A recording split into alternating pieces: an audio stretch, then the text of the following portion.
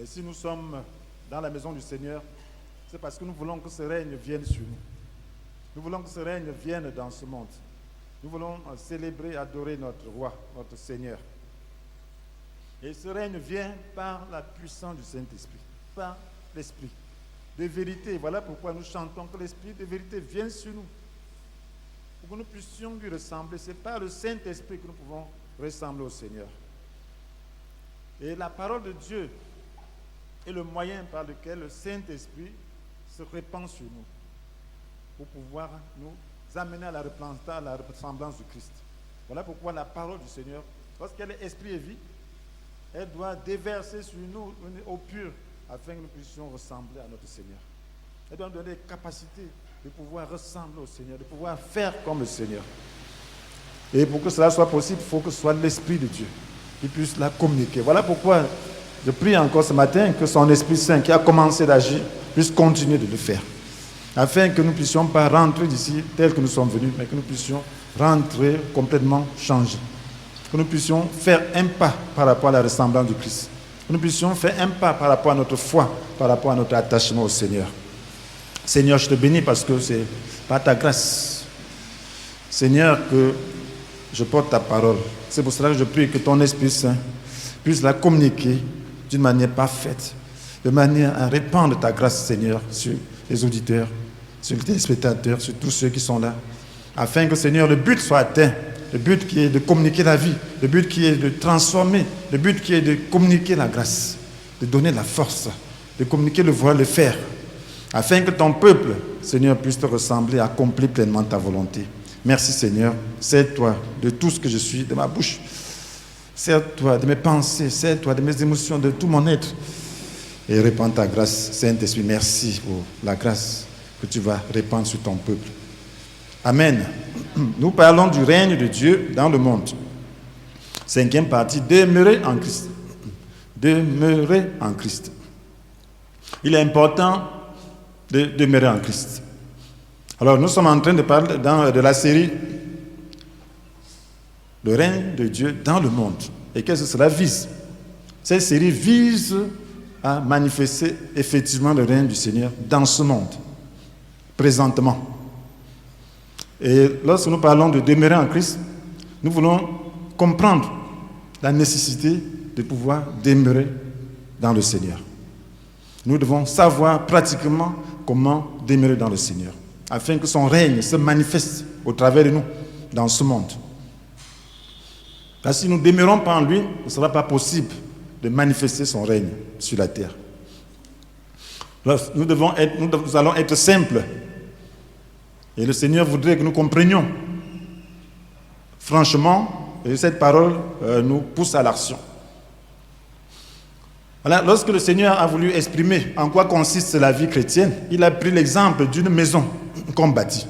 Nous pouvons voir cela dans Matthieu chapitre 7, à partir du verset 24 que je vais lire, pour que nous puissions nous imprégner de l'esprit de cette parole ce matin.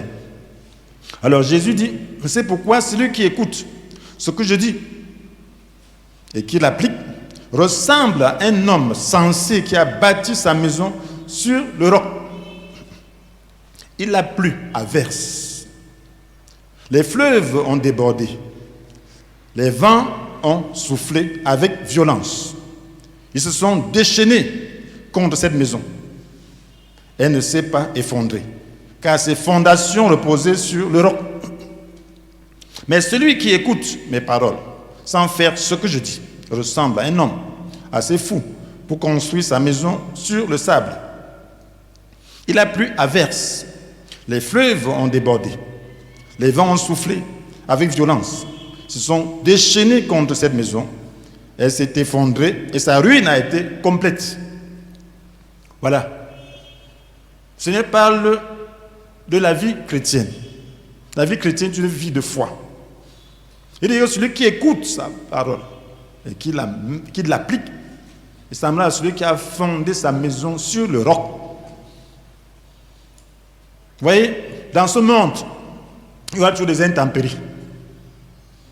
Mais ce qui importe, c'est que les gens puissent prévoir ces intempéries. puisse se prémunir par rapport à ces intempéries. Alors en fondant la maison sur le roc, on sait que dans ce monde, il y aura des pluies averses, il y aura des fleuves qui débordent, il y aura des tempêtes. Mais si la maison est solidement posée sur le roc et bien construite, elle résistera. Mais si vous bâtissez sur le sable, attendez-vous à ce que la moindre averse puisse balayer votre maison. Attendez-vous à ce que les fleuves qui débordent puissent balayer votre maison. Attendez-vous à ce que les tempêtes puissent souffler et renverser votre maison. Donc, le Seigneur veut seulement nous dire que la vie chrétienne doit être fondée sur le roc. Et qu'est-ce que ce roc? Le roc, c'est qui? Alors, le roc, c'est Jésus. La vie chrétienne est une maison qu'on bâtit. C'est une maison. Tu es en train de bâtir ta maison, la maison spirituelle. Et pour qu'elle puisse résister, pour que tu puisses demeurer dans le Seigneur, tu dois demeurer donc sur ce roc. Tu dois fonder ta maison sur le roc. Tu dois tout faire pour que cette construction puisse être toujours fondée sur le roc. Alors, il est question donc de comprendre déjà la base, le fondement. Sur quoi est-ce que ta maison est fondée? Est-ce que c'est fondé sur le Christ? Et le Seigneur nous dit, dans Jean chapitre 14, verset 6, que le chemin, c'est moi, car je suis la vérité et la vie. Le chemin, c'est moi, car je suis la vérité et la vie. Donc, le Christ est caractérisé par le chemin, par la vérité et la vie. Nous allons donc regarder ces 3 points par lesquels nous pouvons donc fonder notre maison sur le Christ. Le Christ est caractérisé par le chemin. Il dit, le chemin, c'est moi. La vie chrétienne, c'est un chemin. Le Christ, c'est le chemin. Le Christ, c'est la vérité. Le Christ, c'est la vie. Et lorsqu'on parle de vie, nous allons voir que la vie, c'est l'amour. Donc, si nous construisons notre foi sur la vérité, si nous construisons notre foi sur la vie, si nous construisons notre foi sur la confiance, parce que lorsqu'on parle du chemin, il est question de confiance, alors notre foi sera inébranlable. Nous pourrons vaincre. Demeurer dans la vie, c'est demeurer dans l'amour. Nous allons parler du premier point. Demeurer dans la vie, c'est demeurer dans l'amour. Nous avons vu que Christ, c'est la vie. Le chemin, c'est moi, car je suis la vérité et la vie. Demeurer, nous devons donc demeurer dans la vie. Demeurer en Christ, c'est demeurer dans la vie. Parce que Christ, c'est la vie. Est-ce que nous comprenons? La vie, là, c'est quoi? Nous avons besoin de comprendre ce que c'est que la vie. Parce que les choses spirituelles semblent tellement abstraites que nous ne comprenons pas. Mais la parole de Dieu nous explique toutes choses. Alors, l'apôtre Jean nous dit, dans 1 Jean chapitre 3, verset 14, « Quant à nous, nous savons que nous sommes passés de la mort à la vie parce que nous aimons nos frères. Celui qui n'aime pas demeure dans la mort. Quant à nous, nous savons que nous sommes passés de la mort à la vie parce que nous aimons nos frères.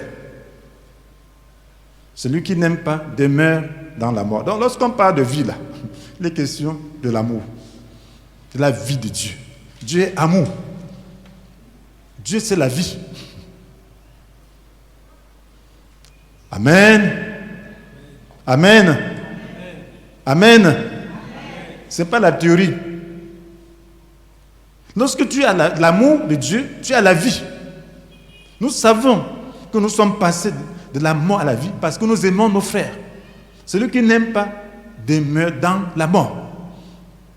Le diable, c'est la haine. Le diable, c'est la haine et c'est la mort. Voilà pourquoi on parle de mort spirituelle. Lorsqu'il y a la haine dans ton cœur, tu es en train de mourir. Tu meurs. Tout ce qui est du diable est mort. C'est le fruit de la mort. Et lorsque tu as l'amour en toi, tu es vivant. L'amour de Dieu. Parce que tout ce qui sort de l'amour, tout ce qui procède de l'amour est vivant. Parce que Dieu est amour. Et la vie, c'est Dieu. Lorsqu'on parle de la vie sur le plan spirituel, il est question de Dieu. Et Dieu est amour.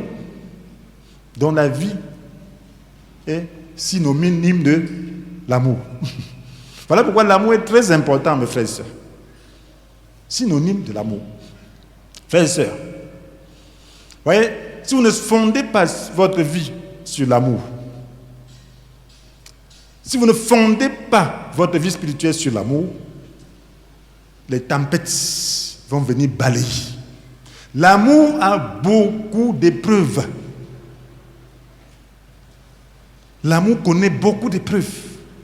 Même si quand vous voulez aimer, il y a beaucoup d'épreuves que vous devez vraiment vous devez savoir, vous devez subir. Vous devez vous confronter à beaucoup d'épreuves.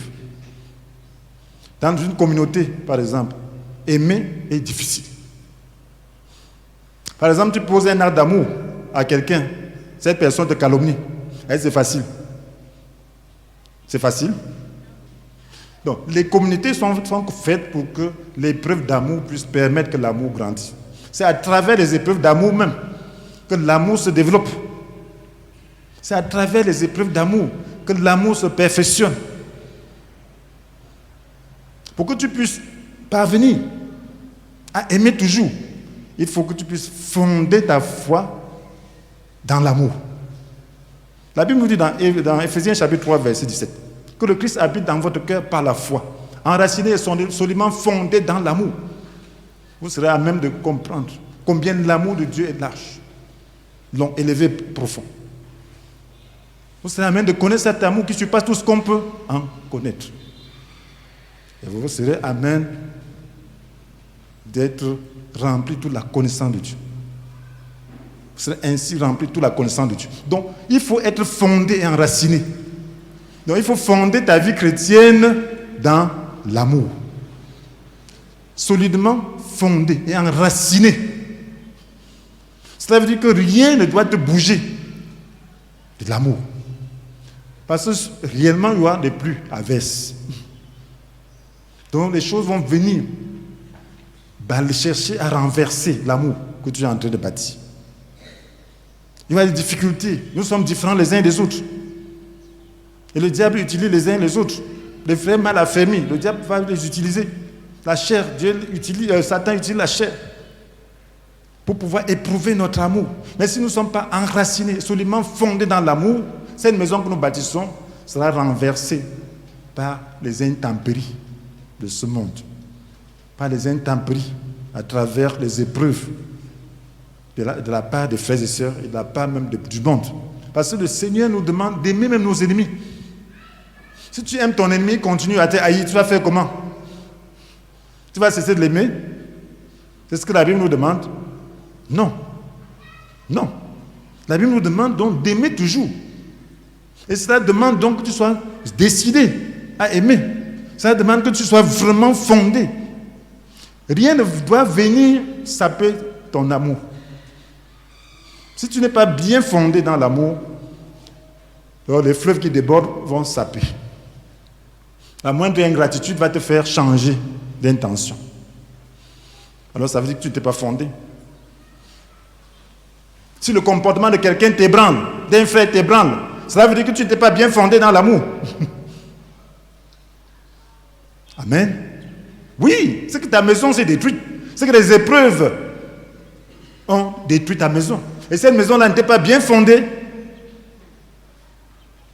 Même si tout le monde rétrograde, ça ne doit pas t'ébranler, mon frère, ma soeur. Même si tout le monde dit que je vais aller en enfer, ça ne doit pas t'ébranler. Amen. Il y a des gens, lorsqu'ils voient leur pasteur rétrograder, ils rétrogradent. Donc ta foi était dans le pasteur. Ce n'était pas fondé sur Christ. Ce n'était pas fondé dans l'amour. Il faut fonder ta foi en Christ, le roc. Rien ne peut ébranler celui qui a fondé sa vie sur le roc. Aucun comportement ne doit l'ébranler, parce qu'il va toujours aimer, espérer. Là où le péché a abondé, la grâce a surabondé. Tu dois demander davantage de grâce. Plus l'amour est éprouvé, plus tu dois demander davantage de grâce. Et c'est ce que le Seigneur attend de nous. Donc on doit toujours pardonner. Comme nous l'avons vu la fois passée, Matthieu 18, verset 35, toujours pardonner. Et éviter de voir le grain de sueur dans l'œil du prochain. Mes frères et sœurs, c'est important de comprendre cela.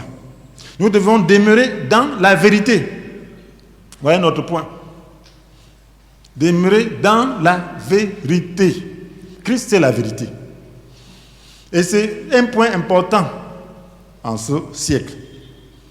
Le Christ dit qu'il n'est pas venu pour abolir la loi ou ce qui est écrit dans le livre des prophètes. C'est ce qu'il dit. Il n'est pas venu pour abolir. Matthieu 5, verset 17. Il dit d'ailleurs, ne vous imaginez pas que je sois venu pour abolir ce qui est écrit dans la loi ou les prophètes. Je ne suis pas venu pour abolir, mais pour accomplir. Nous avons besoin de savoir ce que c'est que la vérité. On dit la vérité, c'est Christ. Et Christ, c'est la parole. Donc la vérité, c'est ce qui est conforme avec ce qui est dit. Alors nous avons besoin de savoir ce que c'est que la vérité biblique.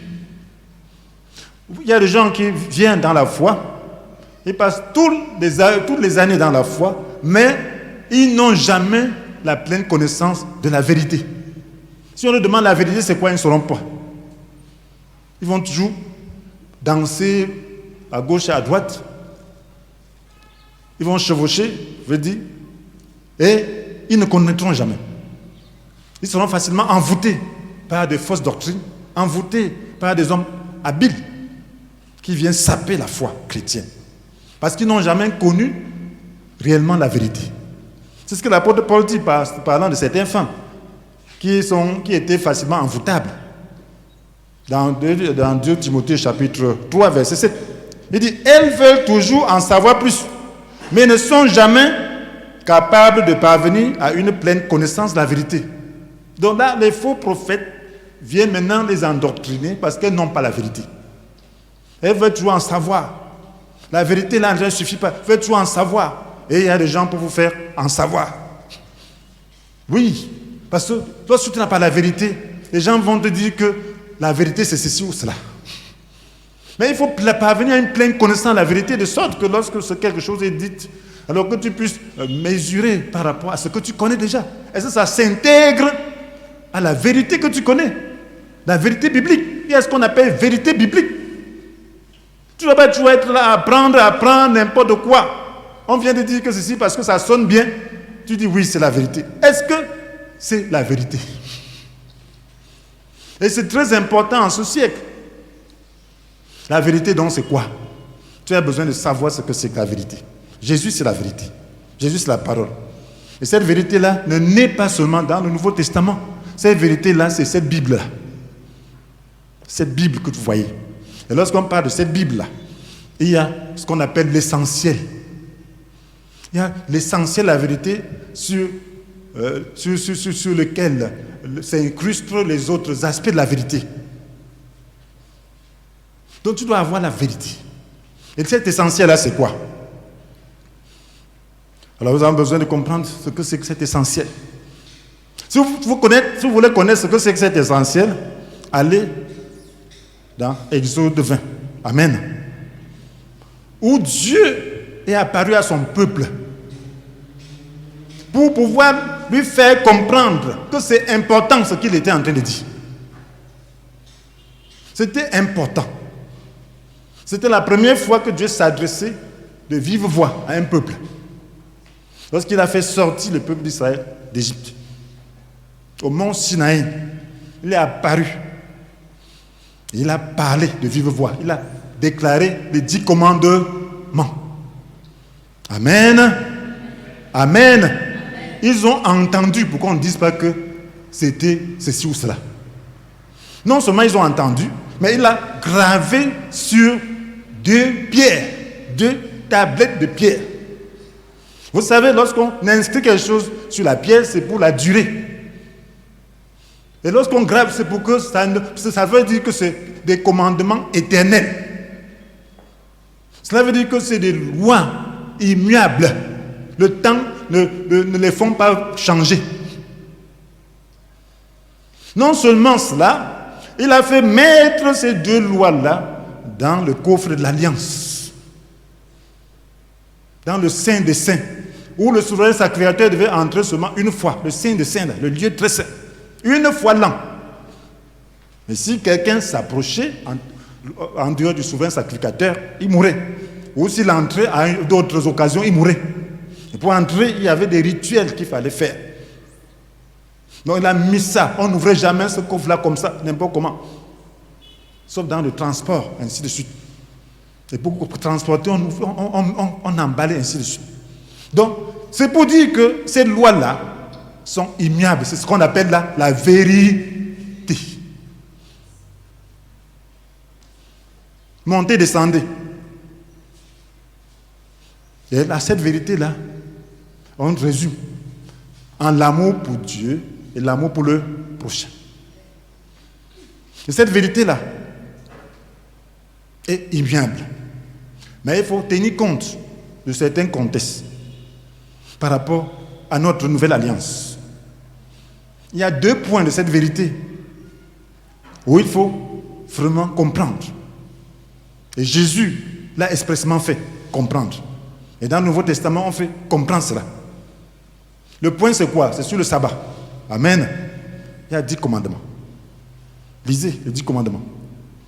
Le sabbat, le repos est important, de sorte que la violation du repos était passible de la peine capitale. De quel repos s'agit-il? Pour le peuple de l'Ancienne Alliance, ce repos était physique. C'était le samedi. Mais pour le peuple de la Nouvelle Alliance, ce repos est spirituel. Jésus l'a bien fait. Voilà pourquoi Jésus accomplissait beaucoup de miracles le jour du sabbat. C'était en même temps une nécessité, parce que ce jour-là qu'on trouvait les gens dans le temple, on le voyait partout. Mais c'était aussi pour leur dire que je suis en train de venir expliquer ce que c'est que le sabbat. Il savait que les gens étaient courroucés contre lui de pouvoir travailler le jour du sabbat.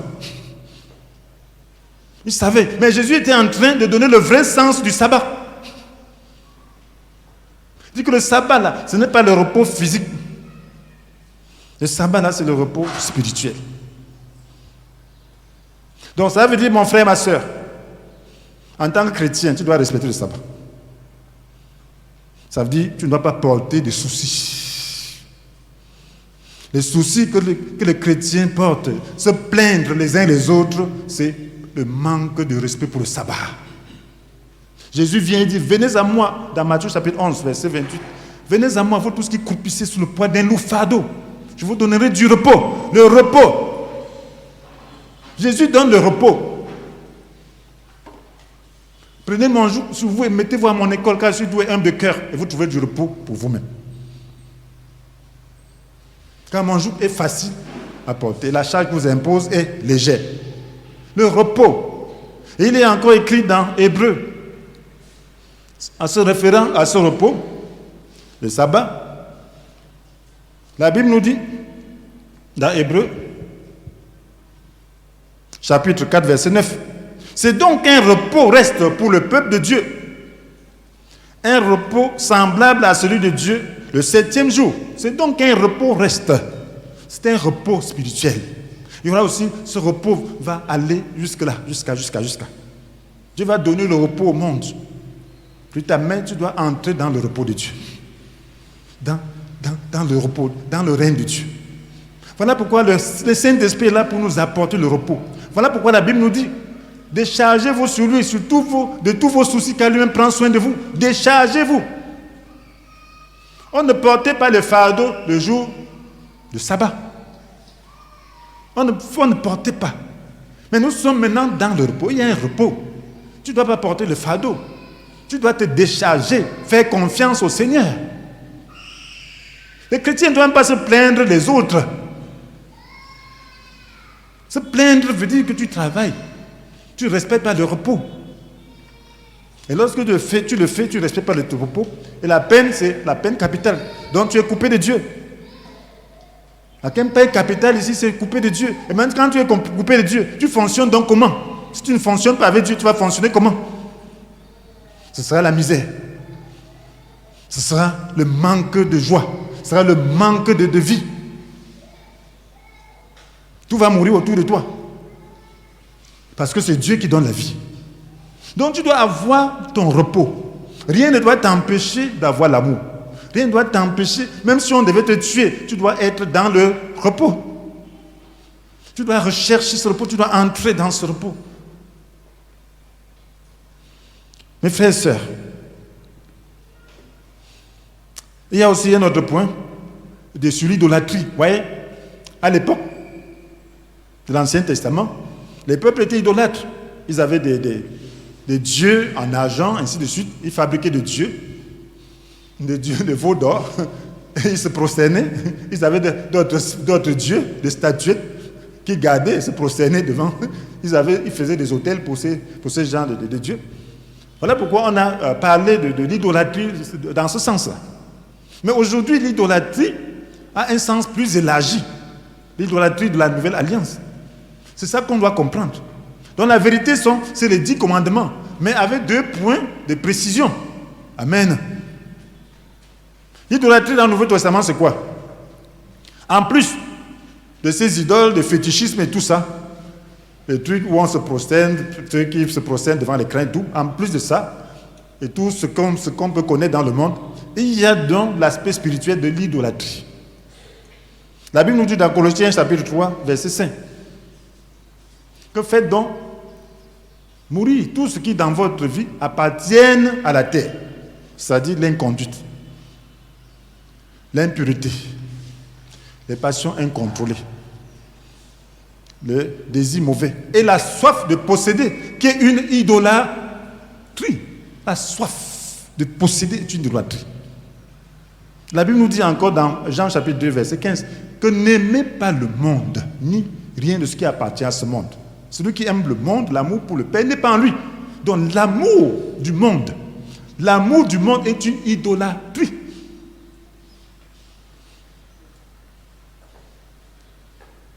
Et il n'y a rien que Dieu hait plus que l'idolâtrie. C'est un péché direct contre Dieu. Le sabbat est un péché direct contre Dieu. L'idolâtrie, c'est un péché direct contre Dieu.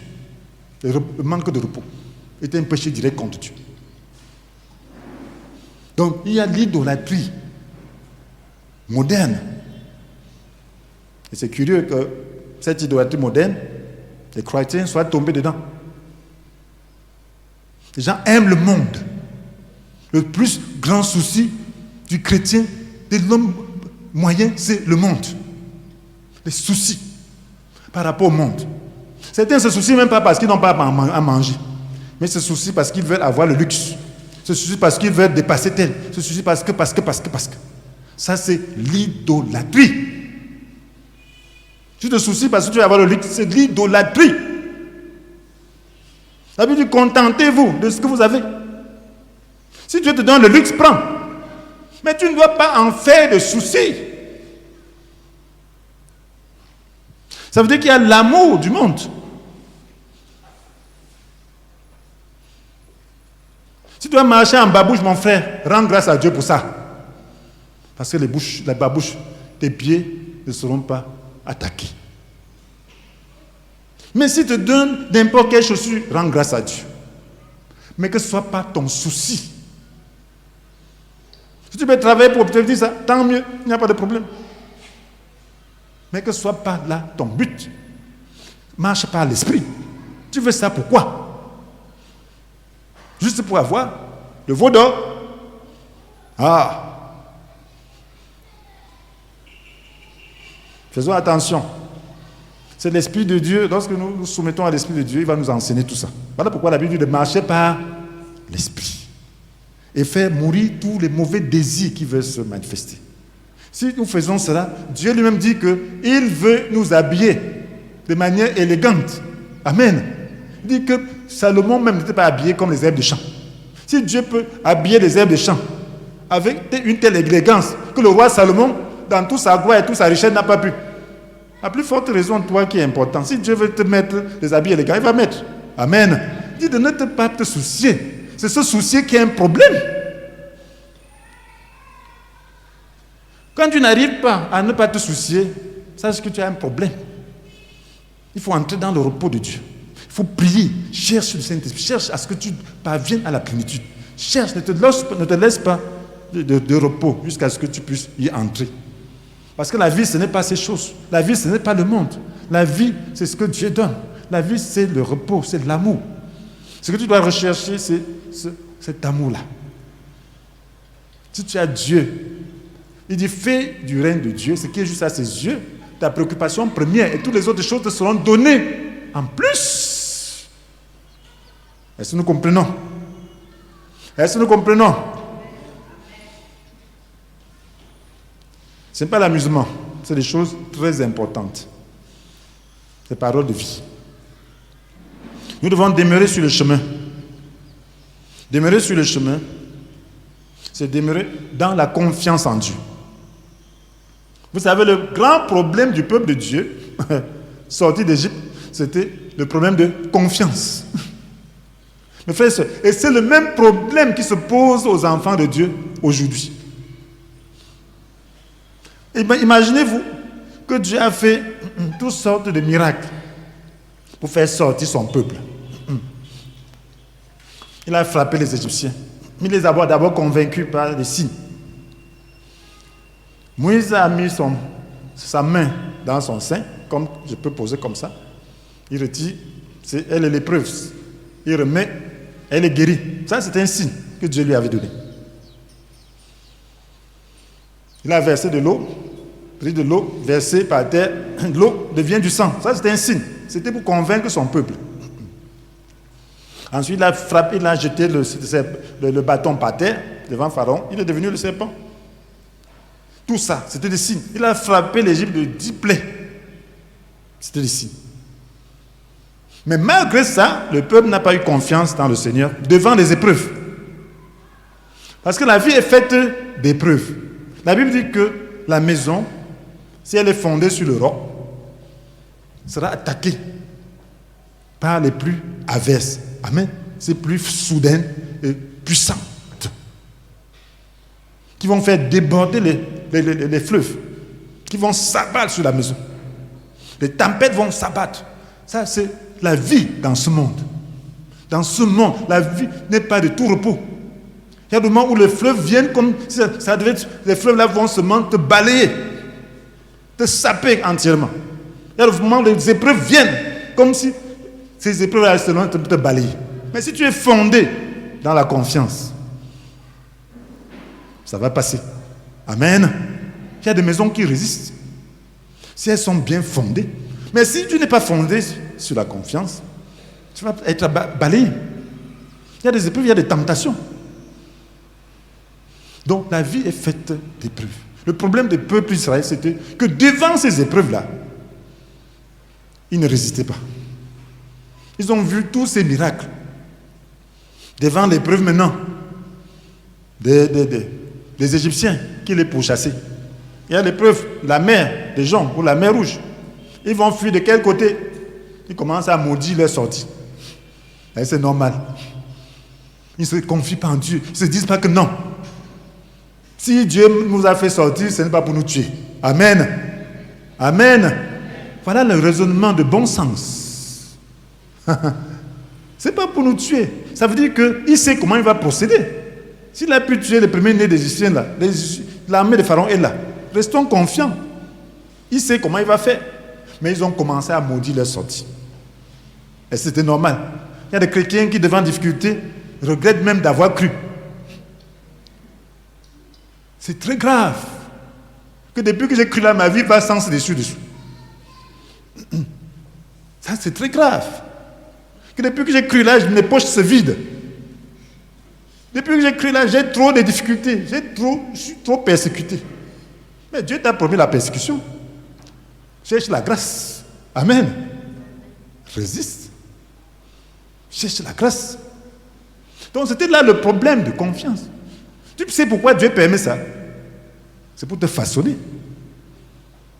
Dieu permet pour éprouver ta confiance. Et c'est ce qu'il faisait aux Juifs. Il a dit dans Deutéronome 8. Tout ce que Dieu permet dans ta vie, c'est pour savoir si tu as confiance en Dieu. Amen.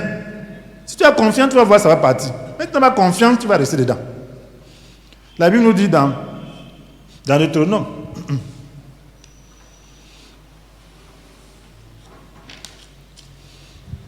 chapitre 8, il dit, n'oublie jamais, verset 2, n'oublie jamais tout le chemin que l'Éternel, ton Dieu, t'a fait parcourir pendant ces 40 ans dans le désert, afin de te faire connaître la pauvreté pour t'éprouver. Amen. Est-ce que vous pensez que Dieu ne voyait pas? Ce n'est pas lui qui a choisi le chemin. Il était là. Mais il regardait l'épreuve. Quand on donne la composition aux élèves, aux étudiants, les épreuves, l'examinateur est là assis. Est-ce qu'il ne sait pas? Il sait ce qu'il a donné. Amen. Il attend. Il compose. Il va corriger. C'est la même chose. Ne l'appelle pas te montrer quelque chose. C'est toi qui dois composer. Dieu te voit devant la mer rouge. Il sait ce qu'il doit faire. Il sait qu'il va ouvrir ça. Mais il n'attend pas qu'il te dise qu'il veut ouvrir. Amen. Il attend à ce que tu lui dises que Seigneur, merci, parce que de toutes les façons, on ne sait pas comment ça va se passer, mais ça va bien se passer. Amen. Amen. Ça va bien se passer. Parce que c'est toi qui m'as fait sortir. Ce n'est pas pour mourir dans le désert. C'est ça qu'il attend de toi. Même s'il devait mourir, c'est entre tes mains. Seigneur, merci. Amen. C'est toi qui m'as créé. S'il veut reprendre ta vie, tu vas refuser. Si tu lui appartiens. Alléluia. Tu ne t'appartiens pas. Tu ne t'appartiens pas. Tu veux le frustrer de sa chose. Tu dis, me voici. Mais si tu vois que je suis utile, tu vas faire le miracle. Amen. Amen. Mais tu m'as dit que je suis utile. Je te fais confiance. C'est de ça qu'il est question. Donc, et puis, comprenez mes frères, même le peuple entré dans la terre promise. Après être entré dans la terre promise, il y a une génération qui n'a pas connu la conquête. Parce que la guerre de conquête n'était pas. Ce n'est pas l'amusement. Hein. Quand on dit guerre, c'était la guerre. Hein. Il y avait les épées. Hein. Il y avait les flèches. Hein. Il y avait les armées adverses. Hein. Fortifiées. Il y avait des épées bien aguerries, bien formées. Il fallait faire face corps à corps. On tue. Tu peux mourir. Mais il fallait compter sur le Seigneur. Lorsqu'ils comptaient sur le Seigneur, ils avaient la victoire. Amen. Une seule personne pouvait chasser 1000. Imaginez-vous un soldat juif qui met en fuite 1000 soldats étrangers, 1000 soldats cananéens. C'est naturel? C'est pas naturel, ça veut dire que Dieu a combattu pour eux. Dans certains cas, Dieu a même envoyé des missiles, des grêles, des grosses grêles comme ça, pour localiser les fuyards. Il les a tués, il a envoyé les missiles pour les tuer. Ça, c'est la guerre de Dieu. Ils ont vu la gloire de Dieu. Ils ont fait des tours comme ça, 7 tours de Jéricho. Le 6e jour, ils ont fait. Le 7e jour, ils ont fait 7 tours. Chaque jour faisait un tour. Ils ont fait en tout 13 tours. Et lorsqu'ils ont sonné la trompette, les murs se sont écroulés. Tout seul. Ça, c'était Dieu. Et Josué a fait arrêter le cours du soleil et de la lune, demandant au soleil de ne pas s'empresser de se coucher. Dieu a écouté. Ça, c'était Dieu, n'est-ce pas? Il y a des générations qui n'ont pas appris ça. Mais qu'est-ce que Dieu a fait? Puisque l'homme est tellement difficile, hein? Ceux qui ont connu ça ont craint Dieu pendant tout ce moment-là qui sont entrés dans la terre promise. Mais après, une autre génération qui ne connaissait pas la guerre, qui n'a pas connu cette guerre-là, est venue. Dieu avait laissé certains Cananéens pour éprouver ces gens-là, pour qu'ils apprennent aussi à faire la guerre. Amen. Il a dit, vous ne déposséderez pas. Je veux une obéissance totale. Une obéissance totale conduit à la conquête totale. Obéissance partielle, conquête partielle. Et qu'est-ce qu'il a dit? Disons cela dans Juge chapitre 2, versets 20 et 23. C'est très intéressant. Juge chapitre 2, versets 20 à 23. Le Seigneur le dit. L'Éternel se mit donc en colère contre Israël et déclara: puisque ce peuple a violé l'alliance que j'avais conclue avec leurs ancêtres, et qu'ils ne m'écoutent pas, désormais je ne déposséderai plus devant eux une seule des nations qui subsistaient dans le pays à la mort de Josué. elles me serviront à éprouver les Israélites pour voir si oui ou non ils suivent la voie que je leur ai prescrite et m'obéissent comme l'ont fait leurs ancêtres. L'Éternel laissa donc subsister, sans se presser de les déposséder, ces nations qu'il n'avait pas livrées au pouvoir de Josué. Pourquoi? Pour que ces nations-là soient des moyens de tentation, d'épreuve. Parce que ces nations-là adoraient d'autres dieux. Dieu voulait éprouver, est-ce qu'ils sont en mesure de résister à la tentation? Ces nations-là sont là.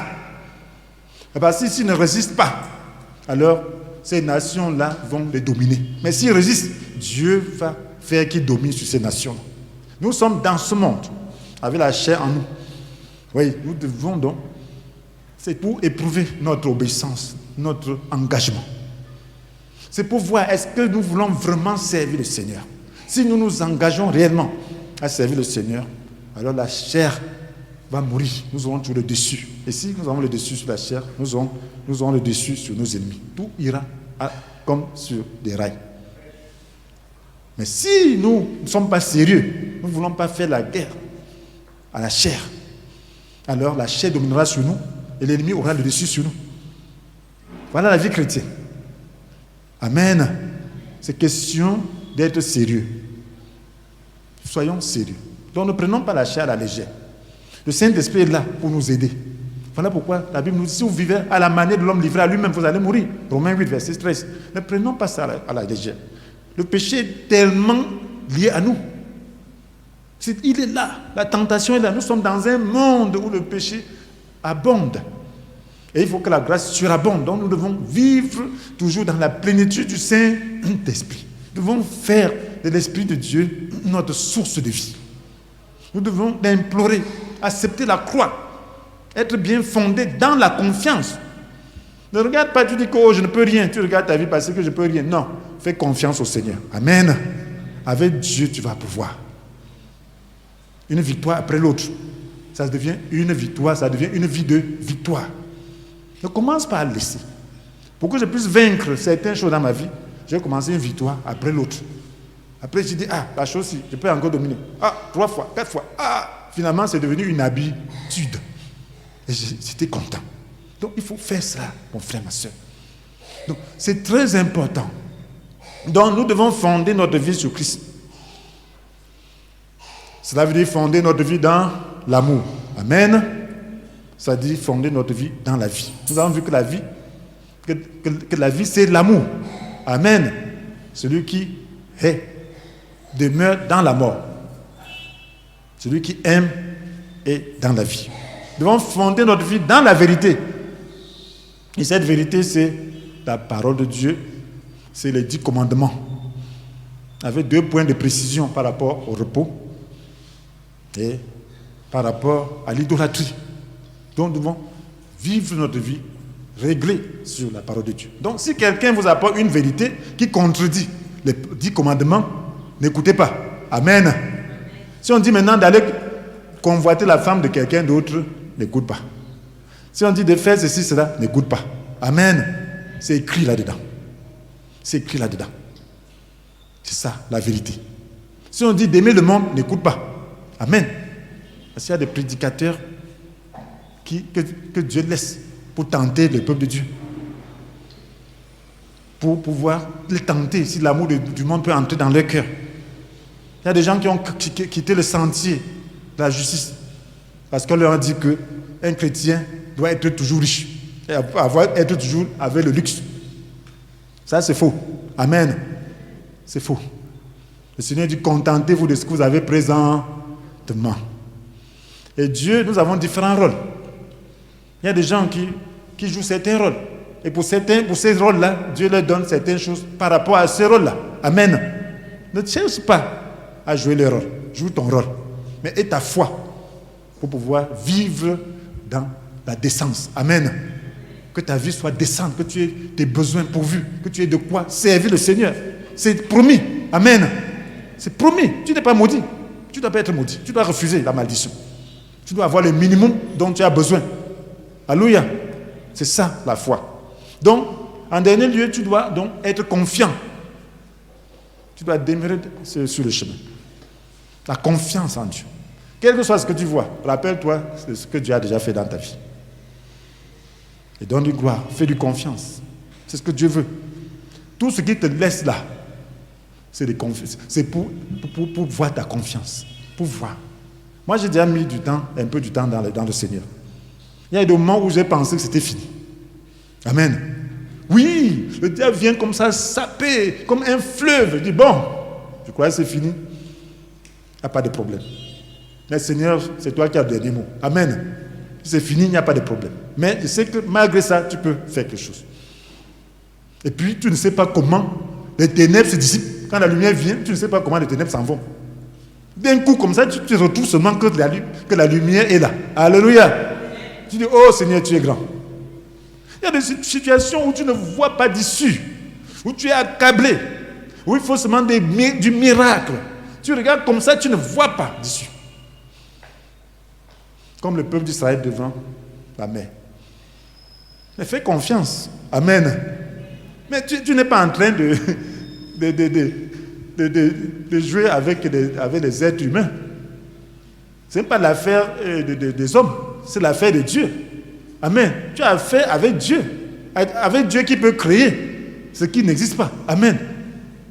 Lorsque Samson, avec sa force prodigieuse et une mâchoire d'âne, avait tué 1000 Philistins, il s'est retrouvé en train de mourir de déshydratation. Il avait soif. Il a dit, oh Seigneur, après avoir fait tout ça, tu vas me laisser mourir de soif ici, là. Qu'est-ce que Dieu a fait? Dieu a fendu le rocher pour faire sortir l'eau, non? Amen. Amen. Et il a repris vie. Donc si Dieu lui a donné une telle force prodigieuse, ce n'est pas ouvrir le sol et faire sortir l'eau qui lui est difficile. Amen. Donc, il faut être réfléchi. Amen. Il faut être réfléchi. Les parents de Samson, lorsqu'ils ont vu que c'était Dieu qui leur était apparu, ils ont dit que, oh, on va mourir. La femme a dit non. L'ange de a d'abord annoncé la naissance de Samson, a dit ce qu'il fallait faire.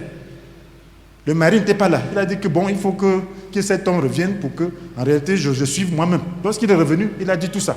Ils ont fait le sacrifice. Et cet homme est monté dans le feu. Ils ont compris donc que c'était Dieu. Amen. Ils ont dit, ils vont mourir. Oh, on va mourir. Son mari a dit, on va mourir. La femme a eu le bon sens. Il dit que non. Si Dieu voulait qu'on meure, il n'aurait pas fait tous ces prodiges. Amen. Amen. Comment il peut nous dire qu'on va avoir un enfant, ainsi de suite, et puis on va encore mourir. Amen. Gloire à Dieu. Le bon sens, n'est-ce pas? Dieu ne fait pas une chose de son contraire, n'est-ce pas? Il faut avoir le bon sens. Si Dieu t'a fait ça, c'est parce qu'il veut faire quelque chose avec toi. Alléluia. Oui, le bon sens. Dieu veut qu'on utilise son bon sens. S'il voulait te tuer, il doit d'abord faire un miracle pour te dire des choses par rapport à ce que tu vas faire. Avec tant de sérieux, il se manifeste aux gens n'importe comment. Donc s'il se manifeste à toi, c'est que c'est important. Amen. Donc il peut avoir des épreuves. Mais fais confiance au Seigneur. Gloire à Dieu. Amen. Donc c'est important, mes frères et sœurs. Sans la foi, il est impossible d'être agréable à Dieu. Et la foi là, ce n'est pas quelque chose qui repose sur du néant. Cela repose sur la parole de Dieu. Cela repose sur la vérité. Amen. Ça repose sur le bon sens. Donc, comprenons donc que la main de l'Éternel n'est pas devenue trop courte pour nous sauver. Amen.